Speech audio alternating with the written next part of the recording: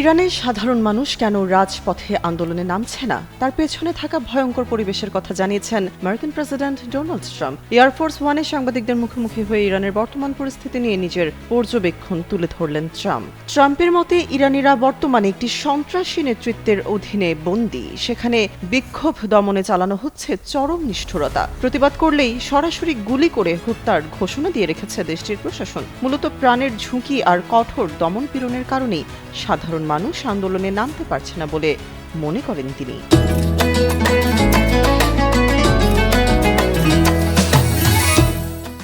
একসময় ইরানিদের সরকার পতনের ডাক দিলেও বর্তমান পরিস্থিতির ভয়াবহতা বিবেচনা করে জনগণের নীরবতার প্রতি সহানুভূতি প্রকাশ করেছেন ট্রাম্প। নিজেকে এখনই বিজয়ী ঘোষণা করার প্রয়োজন নেই উল্লেখ করে তিনি দাবি করেন, ইরান ভেতর থেকে অনেকটা ধ্বংস হয়ে গেছে।